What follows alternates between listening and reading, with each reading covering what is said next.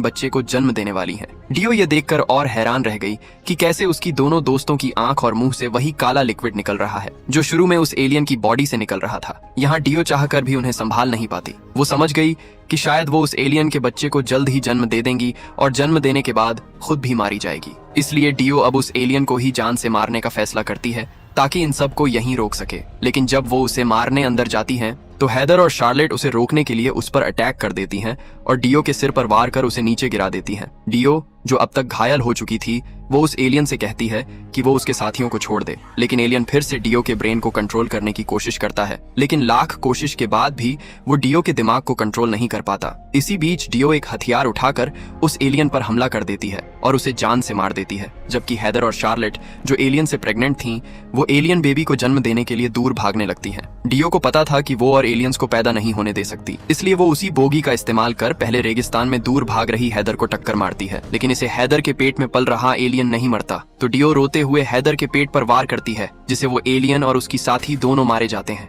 इसके बाद उसने देखा कि शार्लेट अभी भी भाग रही है। वहीं अब तक उस बोगी में तेल भी खत्म हो गया था, इसलिए डियो अब तेजी से दौड़कर शार्लेट के पीछे जाने लगती है। वहीं शार्लेट जो अब खुद के काबू में नहीं थी वो अपने एलियन बेबी को बचाने के लिए डियो से लड़ने लगती है, जबकि पीछे अब तक वो कैब वाला आदमी आ चुका था जिसे आज तीनों दोस्तों को वापस लेकर जाना था। वो देखता है कि यहाँ तो डियो और शार्लेट आपस में लड़ रही हैं। उसे डियो के पास हथियार देखकर गलतफहमी हो जाती है कि डियो शार्लेट को मारने की कोशिश कर रही है, और जब डियो शार्लेट के ऊपर आकर उसके पेट पर मारने ही वाली थी कि ऐन वक्त पर ड्राइवर ने उसके हाथ पर गोली मार दी, जिसके बाद वह घायल शार्लेट को उठाकर गाड़ी में ले जाने लगता है ताकि पास के टाउन में ले जाकर उसका इलाज करवा सके। वहीं डियो के सिर्फ हाथ में गोली लगी थी तो वह फिर से उठकर गाड़ी के पीछे जाने लगी कि कहीं वह ड्राइवर उस एलियन को मेन टाउन तक ना पहुंचा दे, और अगर ऐसा हुआ तो पूरी पृथ्वी ही खतरे में आ जाएगी। उसने कार के पास जाकर देखा कि शार्लेट ने उस ड्राइवर को भी मार दिया है, जिसे अब डियो उस गाड़ी में रखी राइफल उठाती है और गाड़ी के पीछे जाकर देखती है कि शार्लेट एलियन बेबी को जन्म देना शुरू कर चुकी है, और एलियन के पैदा होते ही